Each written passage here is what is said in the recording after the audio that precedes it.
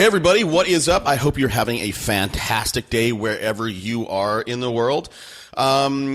Today's episode, hold on. If you're new to this show, thanks for tuning in. And two, here's what we do. We talk with top achievers on this show. We talk with the best of the best in real estate. But hey, if you don't sell real estate, that's okay. Because really, this show is about entrepreneurship through the lens of a real estate agent. And no matter what you are building, the nuggets that we uncover in this show will help you. Okay, here's what's today's episode. Now, oddly enough, I did this episode in November of 2014. Somehow this thing it got archived, and I literally just uncovered it. Today's guest, she shares her story. She was a 7th grade teacher, went into real estate, and we talk about some pretty interesting things, and I think some things that some of you guys are currently facing. Now, she built her business, and she realized at one point she plateaued. She hit her ceiling. She couldn't do anymore. And we talk about how she overcame that barrier and exactly what she did to find more leverage. She shares how she built her business with the intent of helping other people. She never thought about money, but going that route, building it, helping other people, the money just followed. We talk about why building a great culture will help you retain your folks that you attract into your business. We also talk about why, as you build a successful team, it's critical that you silo off people. And I won't explain that. You'll get it when you get there. We talk about why you should always be on purpose, right? Always be deliberate. And again, how she was deliberate and got more leverage. And we also talk about why at one point in her business, she started thinking of her business through a corporate mindset. And once she started doing that, in 3 years, she tripled her business. So I hope you enjoy it. Now, before we get there, a couple housekeeping things. My Twitter handle is at Super Agents Live. I'd love to see you out on the Twitter. The hashtag for the show is Unpack That Idea. So that's a big follow train. So go ahead and tweet something out. Use that hashtag and you'll get more followers. I'll follow you. As you guys know, to level up, listings are hard to come by these days. It's a hot market out there in almost every market. Lack of inventory, blah, blah, blah. You want listings? Radio. Go to Real Estate Radio Experts. Check it out. See what we do. We are helping people kill it out there. I'd love to help you. The social media training, the Facebook hacks, I'm building that. So if you're interested, let me know. And that's about it. All right. Hey, let's get to it. Welcome to Super Agents Live. This is the one place where you can come and hear the most successful people in real estate. You'll hear how these super agents built their businesses, how they stay productive, and how they stay motivated. Who am I? My name's Toby Salgado, and I made my first $1 million in real estate. Yeah. And I'm your host for the next 30 minutes while we talk to yet another amazing real estate entrepreneur. Stay tuned. Let's go! Yeah. One last thing. I just remembered this. So I know you guys don't want to miss other future episodes like this one. So what I want you to do is go to the site, go to superagentslive.com, download my book, get on our list, and get in behind the scenes, man. There's stuff I share to my list that I do not share on the show. And depending on when you go to the site, what you're going to see now today. You just go to the site, you see where you put in your email address and get the book. I'm playing with, as a marketer, light boxes, right? If you don't know, it's a pop-up box. Now, everybody hates them, but they are super, super effective. So I will let you know when that gets implemented. I'll also let you know how that has helped me in terms of getting more email addresses. And we can talk about how to implement that in your business. You guys go out there, you either earn traffic or buy traffic, but almost none of you guys are trying to monetize that. I go to people's sites left and right, and there's really very little places where you incent somebody to trade an email address for some content, for some value. So I'll let you know. I'll keep you up to date. But go get my book. Get on my list. All right, let's get to it now. My guest today has a team of 18. Total transactions about 320, so definitely a producer. Volume of 70 million because her average sales price is about $220,000. She's in Orlando, Florida, and I'm thrilled to welcome Ginny Wemert. Hey, Ginny, thanks for coming on the show today. You're welcome, Toby. Thanks for having me. Pleasure's mine. So I've given the audience a brief overview of your business stats, but before we get there, I do want to get there. Tell me about you. We want to get to know a little bit about who Ginny is, and then we'll talk about what you do in your business day to day. Sure. Well, out of college, I came out and I was a teacher, seventh grade teacher for quite a few years, and loved that, did well at it, but I found that it wasn't quite filling that competitive edge that I had. And I figured, okay, I have to sell something. What am I going to sell? And then I kind of just realized, okay, well, both of my fathers are broker owners in real estate, my stepfather and my father. So I thought, well, I'll sell real estate. Why not? It's what I know. And went into real estate in Houston, Texas. And, I've been a top producing real estate agent ever since. But, I have been forced through growing and, just trying to, I've been very blessed with real estate and an entrepreneurial spirit and raw talent. But then at some point you get to a ceiling and you go, okay, I can't do any more on my own. Do I take it backwards or do I grow through it and hire and push through and grow? And I've always just chosen to push through and grow. And so here I am 15 years later with a team of 18.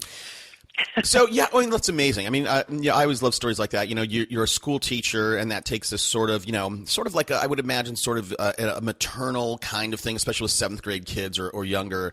But you needed to sell something. Sure. Is there a competitive streak in you, Ginny? Yeah, there is definitely. And I think that there's almost the servant heart in me drives me as well. Right. And just loving the payoff of helping people. And, being competitive in that regard, I would say is probably what drives me the most. I've never paid attention to the paychecks. I've never counted the numbers. My husband does that on the team now, but I still tell my team if we do the right thing, if we're serving our clients at the highest level, the money will always be there. Yeah. And, I only want those team members that feel that same way, and are driven by serving people. So right, and I want to get to that. So I mean, I just you saying you love helping people, and the money will follow. I have to assume that your culture there is that you have an amazing culture. Mm-hmm. I'd like to think so. You have to. In terms of retention, I mean, how often do people even leave your team? With this the culture you've built there. They don't. We don't really have agents that leave. We've had a couple that they've said, I don't feel like I can live up to what others are doing on the team, so I'm going to just step off. But it's never been, hey, you're not bringing it, or you're taking advantage of me, or I'm going to go off and do this on my own. That has never happened. I've got a buyer's agent that's been with me for 12 years. I've got one that's been 3-4 years. A couple that are 3-4 years into it with me. We all know that we're together stronger than we are apart, and so it's us, not I, right, and they right. believe that, and so they really don't leave. But I've got such great talent on my team that every once in a while we'll bring in a new agent and kind of give them a go at it, and they'll realize that they're just not going to be able. They're not going to have the stomach for it. They're not going to be able to live up to what everyone else is doing, and they'll just bow out. So in terms of recruiting, how do you find these people with, because a lot of, when people go and say they start a team or start a brokerage or whatever, it's just really about bodies because, everybody knows you bring somebody on, a new person, that person is good for at least 3 deals over the next year. How do you go in terms of recruiting? How do you find this deep talent pool that you have? Well, to be honest with you, we're trained differently, so I know I'm going against the grain here, but I really believe as a rainmaker that it is my job to make sure that we have an abundance of leads for our agents. And so I would never hire an agent without knowing that I can feed their family in leads. Now, I'm not saying that I'm expecting our agents to be 100% reliant on our leads, because our leads are not as good as, past clients, referral, and Sphere. But what we, it gets them into the business, and then we expect them to turn their database in our machine into past clients, referrals, and move them out of being so reliant on the team leads and more towards their own. But with saying that, we've had the best success by bringing people in on the back end and having them work behind the scenes on the team and then work themselves out into the field. So I can't say I've had a lot of success bringing in a green agent and dropping them into the machine and saying, go sell a bunch of houses. It's too expensive. They burn through too many leads. The learning curve is too great. But bringing somebody behind the scenes, having them act as a transaction coordinator, where else are they going to get, to see 100 files in a year, and learn real estate by fire hose? And now they realize, okay, now I'm confident. I know what I'm going to say. I know the objections. I know what's coming at me. They go out into the field and they're very, very confident.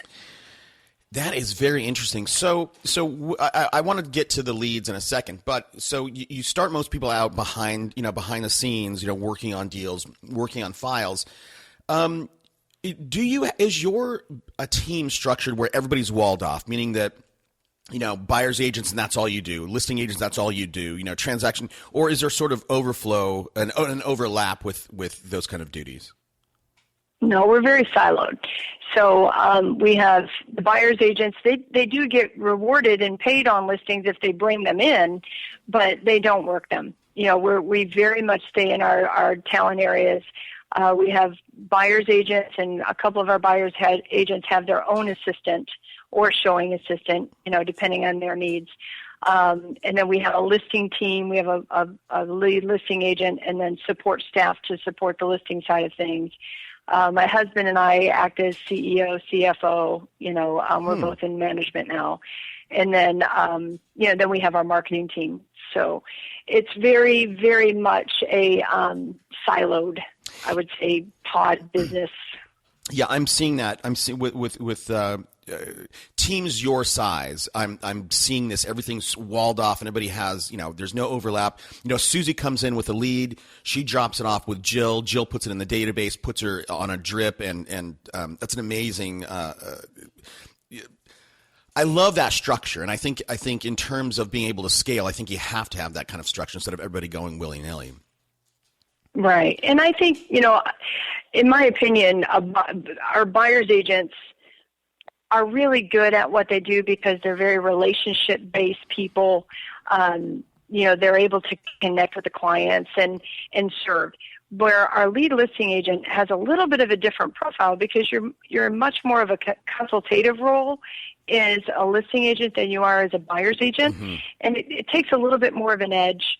And crossing back and forth, it just puts them into positions where they're maybe not in their talent areas. Yeah. And they realize if they can stay here, they don't feel like they're missing out because they do get rewarded if they bring in the business. But they stay in what they're doing best, and then we work on growing them. And so, like I said, a couple of our buyer's agents have their own assistant or their own showing assistant, and we're working to build a pod, and provide them enough support as a team to grow them as a pod, and everybody wins. So when you started off, was this? Did you have this in mind when you first started off, or did this just? Or did you have a coach? How did you get from being a teacher, Jenny? You're super now business minded. How'd you make that transition? And it was definitely over time, and I learned on the job business training. I came out with, like I said, a teaching degree, and so I knew how to sell because teaching is just selling. But I came out. My husband was a CPA at a big firm. He was making good money, so I was like, I'm going to go sell real estate. And really, I got into it to show pretty houses, just like everybody else thinks they're going to do. And they you don't realize that has nothing to do with the business. And then I got around one of my team leaders. We call him a team leader at Keller Williams, but our office manager, really challenged me, and to really look at the numbers and understand the numbers, and how to either grow or pull back and get really on purpose about the business and only serve a select group. Right. And I just kept wanting, it was always gravy for me. I never did it super on purpose for the first 7 years. It was just, I had a really good business that I supported our family with, but I was not the main breadwinner. I didn't have to be. And so I was just trying to get time. I just kept in search of time and trying to get more on purpose about, I'm a mother of twins, and, I needed to be with my kids. And so I was just trying to get out of pain. So I just, out of just trying to get out of pain, I hired my first assistant. And then, I had great success with my first assistant, thank goodness. And from there, it wasn't so scary anymore. I could see that I could fix problems with people, and I could grow through people. And, once you get that fear past you, then it's a little easier to write the checks, and it's easier to problem somebody you can, feed their family. Yeah. But it was just, trying to get past that. Yeah. Okay. I mean, that makes sense. Your husband was a CPA. You were a teacher, right? You guys have and you have twins, right? So you have this kind of idyllic life in a lot of ways. Sure. Did your husband, was he supportive of you saying, hey, listen, honey, I'm going to quit my teaching job. We're not going to have these benefits, and I'm not going to have summers off anymore. What was that dynamic like? Yeah. Well, we did it right before we had kids, thank goodness. So we made that move. But he's always been 100% supportive of me in the career.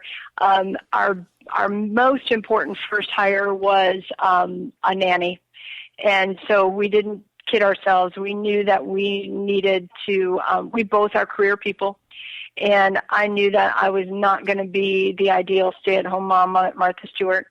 I needed something else to do. Now that, we'll get into marketing, but, I just built my business at the beginning around my children, but I knew I needed to do something. So, we went ahead, and he supported me all along. And then 3 years ago, he's a partner at a local CPA firm here in Orlando. And he looks over and he says, I think I'm going to come over and run your business. I was like, amen. Praise the Lord, because I don't like P&L statements. I don't like the numbers. I like to serve. So Right. He came over 3 years ago and blew the lid off our business, because he came in with a corporate mind, very business minded, and just knew what to do to grow it and wasn't afraid of it. And we were going to do that together. So I kept a lid on it for a long time, and he just took the lid off, and we've tripled in the last 3 years since he's been with me. Got it. Yeah. So I didn't know. Number one, I didn't know you're a KW person. Number two, it sounds like I've had J Pops on, as I told you earlier, but I also had his wife on, and we talked about that dynamic of working together and what that's like. But so that day, you're a servant-hearted person. Your husband's a business guy, and then he says, "Hey, Jenny, I'm going to go run your company." I mean, was there ever this thing of you like going, no, this is mine. I've built this. Was there any of that struggle with you guys, and like, who's the boss, and like? It was rough at the beginning, and not because I was 100% on board with him coming over, because we've always been very, very family oriented, and it gives us the flexibility with our kids. They do have some special needs. We need to be, all hands on deck with our kids. So, I was all on board. I thought it was brilliant. Okay. He was selling his soul to the firm. However, the first 9 months were a little rough, because he's used to managing people and holding people accountable. He wasn't necessarily the one tying all the numbers together anymore at the firm. And so we did have people to manage. We did have the business to manage, but it took, probably 6 months for him to completely understand how the business was built and what we were doing and the dynamics, and and then in the meantime, of course, I was a little defensive, because everything he's poking holes in were decisions I made along the way. So I was a little defensive, and then it was a big turning point. I just realized, okay, I just have to put the defenses down. I need to get out of the way and stop being, enabling everyone, stop being afraid of what he's going to do, and let go and let him take it. And he did, and everybody responded really well to it. The business doubled. I mean, it was the minute I got out of the way, we went through the roof. Wow. Okay, I love that. Okay, so let's get out. I'm always very interested in the human dynamics, right? Whether that is you recruiting or building up your agents, and this is a fascinating thing to me when you have husband and wife working together, and that. So, okay, thank you for unpacking that. Now let's get into marketing. So I want to talk about or understand, what you did on your own. And then what changed when what's your husband's name? Mike. What changed, what Mike did to tweak it to all of a sudden it doubled? So when you started off, what did your marketing look like? Well, again, I was a mother of 1-year-old multiples. And so I said, I'm going to ease back into the business and we moved to Orlando, Florida from Texas. So I was a brand new agent here again, so I thought I'm going to just, work our neighborhood. And so I would put the kids in the stroller and I would just go out and meet the neighbors, hand out some flyers, kind of just decided I'm just going to work this for a few years. And by the time the kids go to school, I'll have a base business and then I can take it to another level. And the thing is that neighborhood, that farm, which we call it, took off right away. And so it was a 400 home community. Mm-hmm. And I got, really good market share very quickly. And so then my manager friend, who is kind of my coach and mentor, said, okay, now Jenny, let's go duplicate that in another farm. And so I did that, 10 years ago in another community with 400 homes. And really those 800 homes, the farming efforts there were pretty much all I did for the first, I would say 10 years, wow, even more in my Orlando business. And that got me to about 20 million on my own. Wow. Well, I shouldn't say on my own, with a buyer's agent. I had one buyer's agent. An assistant and me. But it was just that consistent farming once a month to 800 people through the seller market, the buyer market, the seller's market. It really just carried me through. And then I would say the difference was, my husband came on and, to go to that next level, hold on. The market was turning back on. Jenny, hold on. Let's not get there yet, because I want to dig into this a little bit more for my audience, because so you put the kids in the stroller and you walked around handing out flyers. So did you door knock? Number one, and two, no door knocking. You were just literally getting exercise, walking around, and when you see somebody washing their car, you'd be like, "Hey, I'm Jenny. Here's my flyer." Yeah. We did I did a newsletter once a month. Okay. And, we mailed them sometimes we put them in the doors. But I never have been, I hate to admit it, I've never been a prospector and I've never been a door knocker. But I would just try to connect to people, find a common connection. I was desperate to get out of the house because I had young babies, so I would form bunco groups and I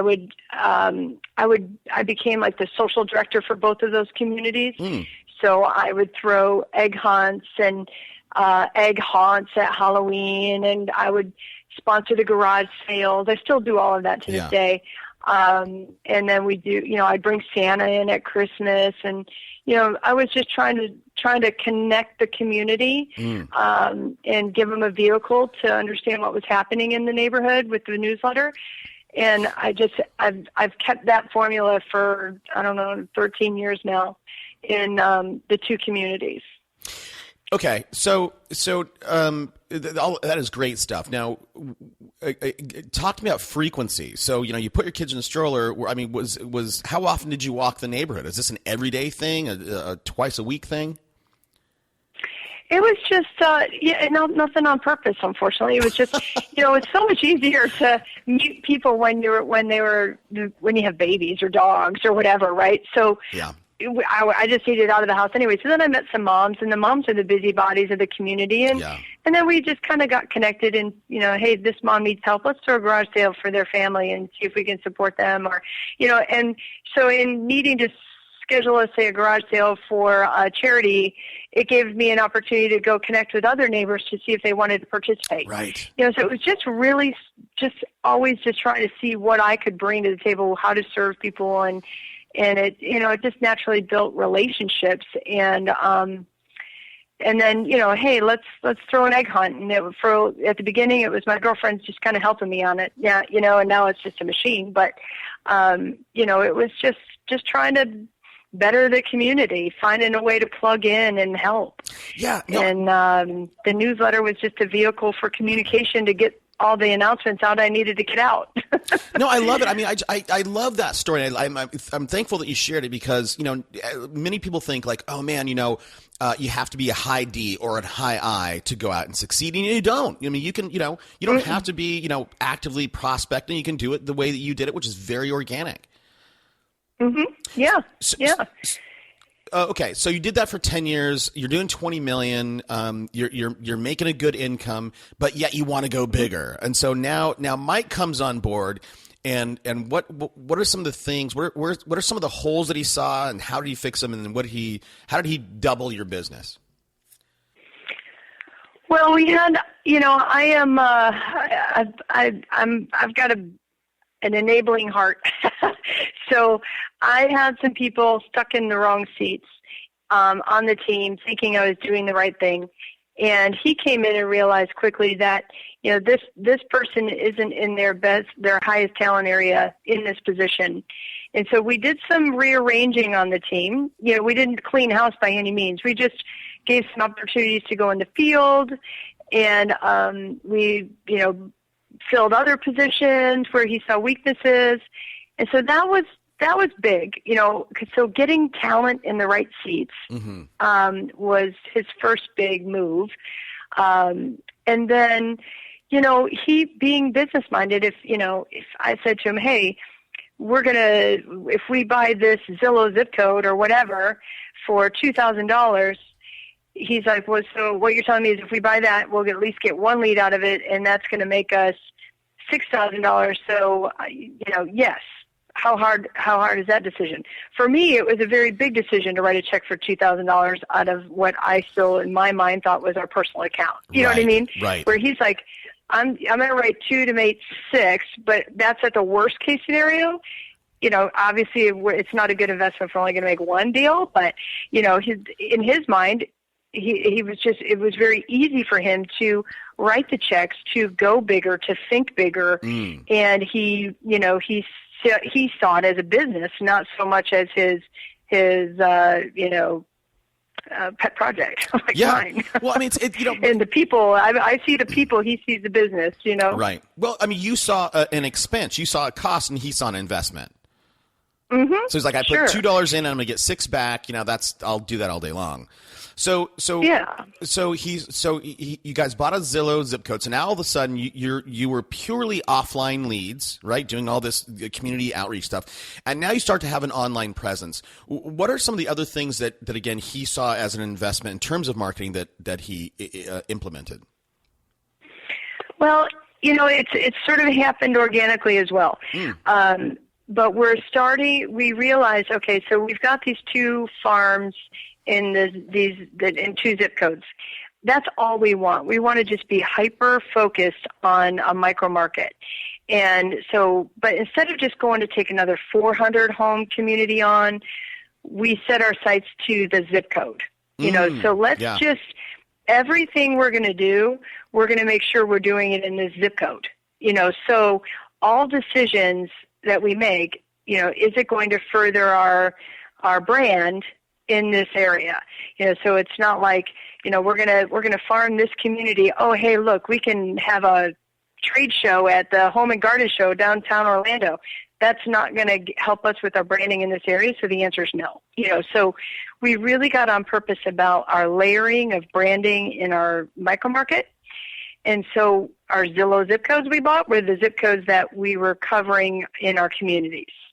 And we did that really just to protect our own leads and our own listings. Right. I wasn't going to let somebody else come in and take my leads that I was generating out of my farms. And so that's sort of how that started. And then, Got it. I caught on really early that the testimonial game and the Zillow profiles and everything. And so I got a really big jump start on most agents in the market on collecting testimonials. And that's the key to success right now, in my opinion. We have a super dominant profile on all of those big websites that are dominating that space. So we've got we stay in the lead in number of testimonials, so it keeps us on the front page, and that changes our leads from Mickey Mouse 123 to, hey, I've read your testimonials. I'm driving in from California this weekend. Need to buy a house. Can you please help me? Leads. Right. Well, it's funny. So if you Google, at least right. So my computer's clean, right? My computer does not have any cookies about you. My computer doesn't know who you are. But when I put in Jenny, I go WME, and all of a sudden Google knows. Like it wants to give me Jenny Wemert Zillow. And then when I hit that, oh, good. Yeah. So when I hit that, you have 181 reviews, 5-star reviews. Amazing. Now, so you're, a lot of people come on the show and they say, hey, have a niche. Now, you didn't necessarily, to me, I've not heard this niche. Your niche was more of around geography rather than, waterfront or condos or whatever it might be.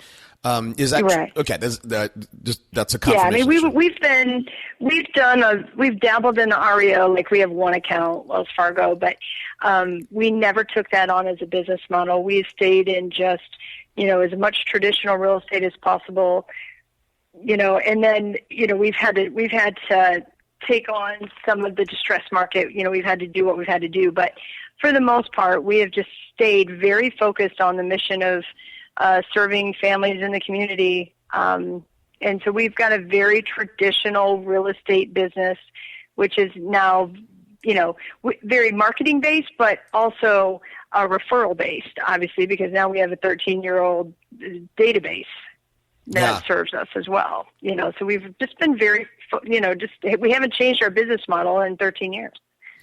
How big is that database, by the way? Oh, I don't even know, because we're actively trying to pare it down. Really? It's too big, right? I mean, it's too big. You can't manage. 10 years of data, so much of that is junk in there now.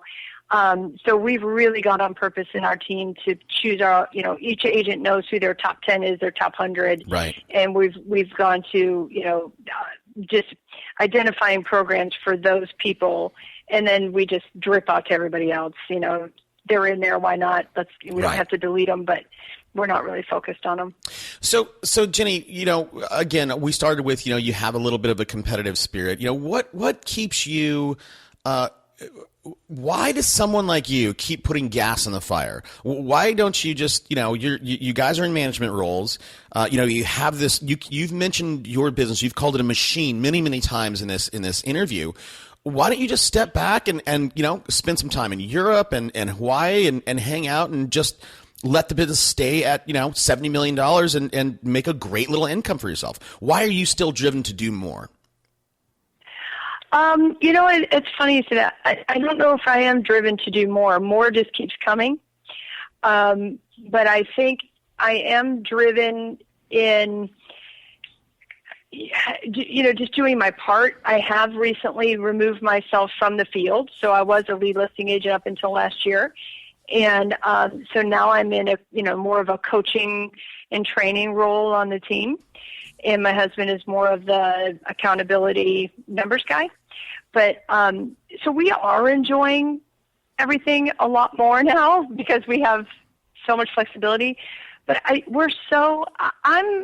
all about growing each of my agents now. There's a big payoff for me to see them succeed, grow, become leaders, hire and lead people themselves. There's just a personal payoff for me. Got it. So being able to help, my team members now, grow, that in turn is just growing the business and the money, and again, and all the notoriety, all of that's just coming with that. Got it. And it's just living up to my, saying, you can join our team and I'm going to provide for you. Right. Just living up to that. And, we ask ourselves, we're young. Mike and I are still relatively young, and what is our next thing? And, we're not ready to retire, that's for sure. And, we're enjoying what we have, and, we're not exactly sure where that next step is, if we're going to, expand, or I'm not sure where we're going with it. But for now, we're just developing our team members, and in turn, we have a very, very rock solid business. For sure. And, here, the funny thing, what I see with people that you are, how old are you? I don't know if you mind yet. You give me a range. 43. 40, I'm 44. So we're about the same age. But, what I've seen with people like you who have grown successful businesses, and now again, you have this machine running, there's always this urge to do another. Right. There's this Midas touch notion that people get, and they're like, oh, if I can build real estate and grow it, I can do X. Right. I've always wanted a right. restaurant, or I've always wanted a bar, or whatever it is. So it doesn't sound like you guys have indulged yourselves in that way. No, not at all. Not in any way. So Jenny, we're going to start wrapping up here, because I think I've gotten a ton of stuff out of you. But tell me a few things that is working in your business today. It changes on a daily basis, but right now, I would say the thing that makes us the strongest is that, one, we have just a great team culture.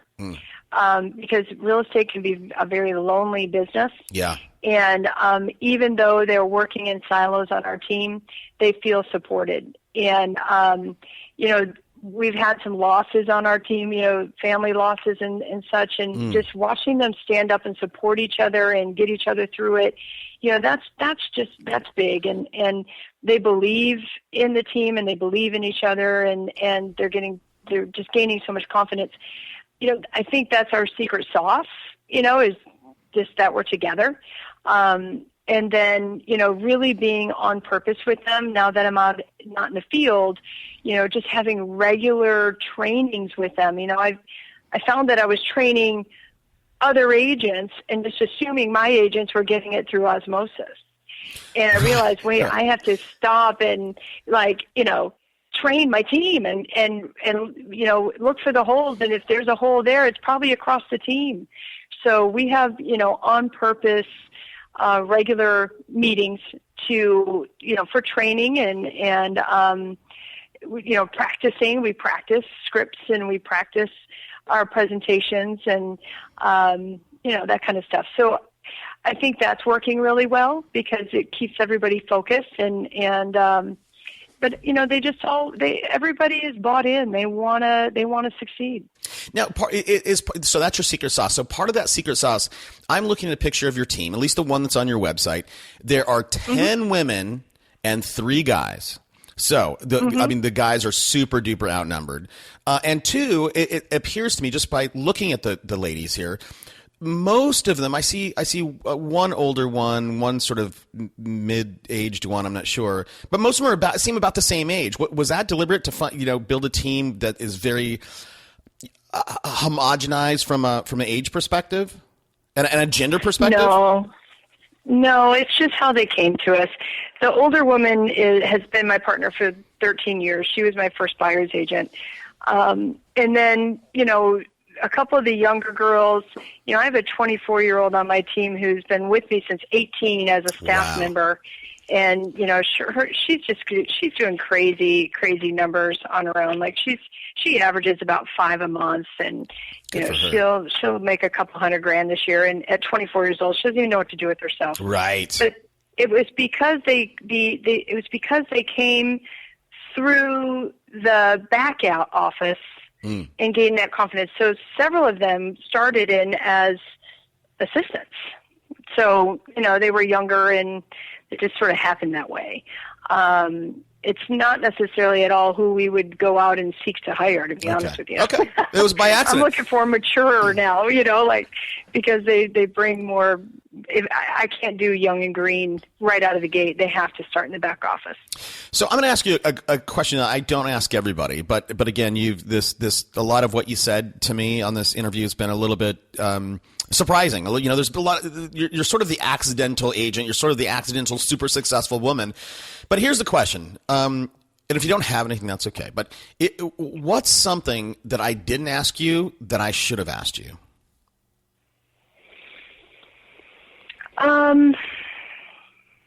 What's that piece of knowledge that you should be released from you that I haven't dug out of you yet? I don't think there is. I think we kind of covered it, because really we're not complex at all. There's no secret, anything that we're hiding. There's no golden nugget. It's just that on purpose, doing the right thing on a daily basis for people, doing the right thing for your business, and then that layering, if you're, all the marketing being layered, whether it's, like right now I'm on a grocery cart in that zip code, not because I expect somebody to call me off of that grocery cart, but just because we're trying to get in everybody's mind right now through the next 3 months, why do I see this lady's picture everywhere? But we wouldn't make that decision out of the gate. Now, after we've been in that marketplace, we've been there, really working that brand, then we made that business decision. But really, there's nothing that we're doing that is all that unique or right. No, it's true. I'm not saying. Yeah, no. I'm not saying anything necessarily unique. It's funny. Is if you are on, I'm looking at your logo, Wemert Group, Experience, Dedication, Results. In some of that other kind of this is a kind of a tip you can take or not take, but. If your tagline in the grocery store on that thing was Wemert Group and your face, but your tagline instead of Experience, Dedication, Results was Jenny Wemert is everywhere. That subtle thing, you want to get that message across anyway from them seeing your face. But if you tell them what to think, that it will work. So. Oh, that's a good idea. That's my piece. Because we started the hashtag Where's Wemert, because everybody kept saying, I see you everywhere. Yeah. I like that. Jenny Wemert is everywhere. I like that. You should think. Okay. Thank you. You're welcome. Okay, so the last two questions I'm going to ask you, I ask everybody, and the first one is this. I'm an aspiring agent. I have $25. What book should I go buy today? Now, before you answer that, because you're a KW person, you can't. Too many people say The Millionaire Real Estate Agent or Shift or The One Thing. So I'm going to exclude those from your answer list. I would probably say Good to Great. Yeah, that is a great book. And I forget who wrote that. Do you remember? I have it. I can't even think of it. I can't think of the author. Oh, give me one. It's not going to come to me. It will to me. Hold on one second. Jim Collins, Good to Great. There you go. And I don't know if you've seen this, but he even did an add-on piece, Good to Great, for social media. So listen, anybody in the audience, if you haven't read Good to Great, this is why some companies make their leap and others don't. You can get a free copy using our link. Just go to audibletrial.com/superagentslive and get a free copy. And this is the last one for you, Jenny. Is there a personal habit that you think you have that has contributed to your success? I would love to say I'm great at habits. I'm not. You can probably already tell by talking to me that I'm not. I'm not that on-purpose person all day long. But I would. No, not a habit. Maybe an attitude, but not a habit. What's the attitude? Servant heart. Got it. Just really waking up every day saying, how can I serve others? And the other thing that I see in you, just from this, we spent, we spent 39 minutes together, but you're very I want to say coachable. You're very open to change. I mean, I can see things where you've surrendered, right? You said, okay, hey, Mike, take that. Hey, Mike, if you make these changes, you're very open to that, where many entrepreneurs in your situation would resist. They would put barriers to the things that Mike has done to make you or the company more successful. So I would say that's a habit of being able to surrender is not the right word, but to be malleable, to be coachable, to be humble. Sure. I think humility. I think you exude humility. And in a lot of ways, I think that ties into you being servant-hearted. Thank you. So look, I always ask my guests if they've gotten anything, or not my guests, my audience. I'm sorry, Jenny. If they've enjoyed this interview or they've gotten something out of it, to reach out and say thank you. And so where can people find you to do one of two things? Either one, to reach out and say thank you, or maybe somebody's interested in joining your team out there in Orlando, Florida. Sure. Well, we have our website at thewemertgroup.com, and we also have Twitter. I think it's hashtag Wemert Group, and Facebook, just the Wemert Group. Yeah, of course. So any of those vehicles would work. Awesome. We would love to hear from you. Hey, Jenny, thanks. I'm going to ask you to hold on before after we end up. But again, I want to start off and say thank you for coming on the show. I really appreciate you taking the time out. Thanks for having me. All right. Talk to you soon. Let's go.